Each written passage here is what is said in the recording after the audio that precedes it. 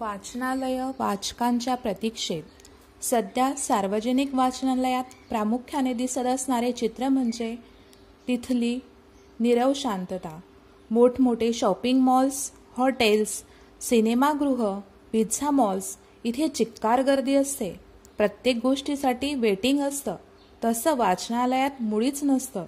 इथे गर्दी कधीच होत नाही. पुस्तकांसाठी वेटिंग करावं लागत नाही. अहो, कित्येक वर्षापासून ही पुस्तकं कपाटाबाहेर सुद्धा आलेली नाहीत. महापुरुषांचे विचार, त्यांनी सांगितलेलं तत्वज्ञान, संशोधकांनी लावलेले शोध, कथा, नाटक, कविता, कादंबरी, सर्व साहित्य कपाट बंद.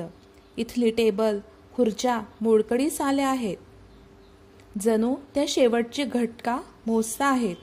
पुस्तकांवर धूळ साचलेली आहे. भिंतींना तडे गेलेले आहेत. इथे काम करणारे कर्मचारी वाचकांची आतुरतेने वाट पाहतात, पण पाहिजे त्या संख्येने वाचक वाचनालयात येत नाहीत. अगदी नगण्य वाचक येतात. केवढं हे दुर्भाग्य. आपणच पुस्तकांपासून अलिप्त राहिलो तर आपली मुलं जी इंटरनेटच्या जाळ्यात गुरफटलेली आहेत, त्यातून त्यांना मुक्त कोण करेल? ब्रँडेड वस्तूंची निवड करतो आपण मुलांसाठी, पाहिजे ते देतो. मग पुस्तकांपासून आपली मुलं दूर का? अभ्यासाची पुस्तकं नाही म्हणत मी, ते ठरलेलं आहे.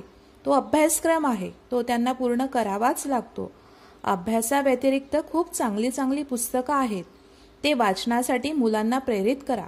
सुरुवात स्वतःपासून करा, म्हणजे मुलं सहज करतील.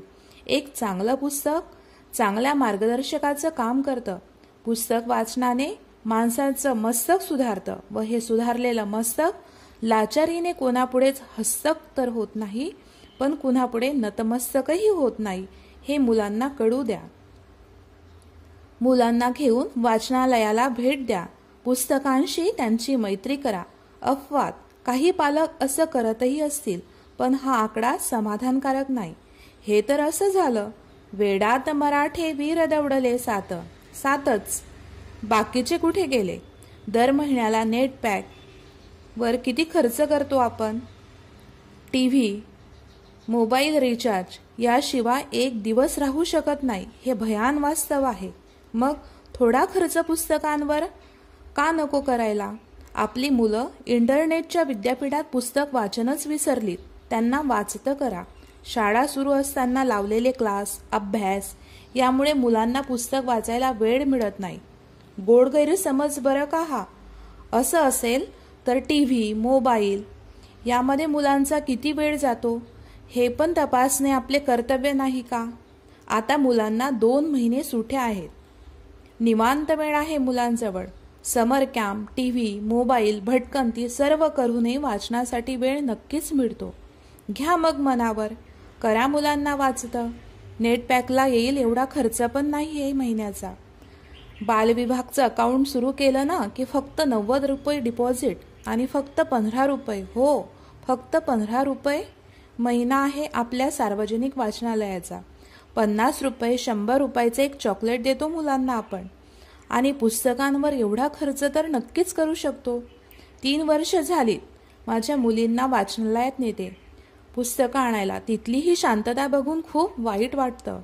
केव्हाही गेलं की एखाद दुसरे आजोबा येतात पुस्तक घ्यायला. तेव्हा वाटतं इथे पण खूप गर्दी पाहिजे. अशा रांगा लागायला पाहिजेत वाचकांच्या पुस्तकं घ्यायसाठी. वस्तूंचं सेल लागलं की कशी झुंबड उठते. तासाभरात माल विकला जातो. तसं पुस्तकांचं व्हायला पाहिजे. आज वाचनालयातली पुस्तकं संपलीत, 2 दिवसांनी या. मात्र असं कधीच होत नाही.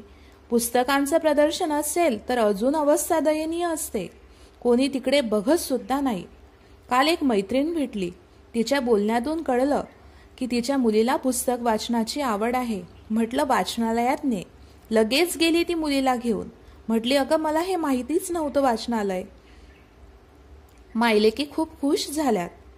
योग्य वेळी योग्य ठिकाणी त्या मायलेकींना आणल्याचं मलाही समाधान वाटलं. बालविभागाचं अकाउंट सुरू केलं व मला थँक्यू म्हटली. म्हटलं नको म्हणूस. तुझ्या मुलीसारख्या अजून बालवाचकांना वाचनालयाच्या भेटीला आण. त्यांना छत्रपती शिवाजी महाराज, डॉक्टर बाबासाहेब आंबेडकर, महात्मा ज्योतिबा फुले यांचे चरित्र वाचायला सांग. कुसुमाग्रज यांच्या कविता वाचायला लाव. पु ल देशपांडे, ना. महानोर, उत्तम कांबळे, व. पु. काळे, धनंजय कीर, APJ अब्दुल कलाम, विश्वास नांगरे पाटील, विश्वास पाटील या आणि अशा अनेक साहित्यिकांची ओळख त्यांना करून दे.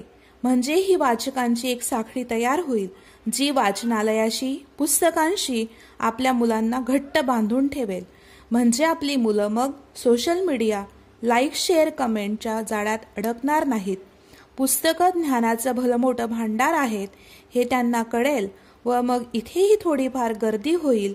कपाट बंद पुस्तके मोकळा श्वास घेतील. एवढं करा.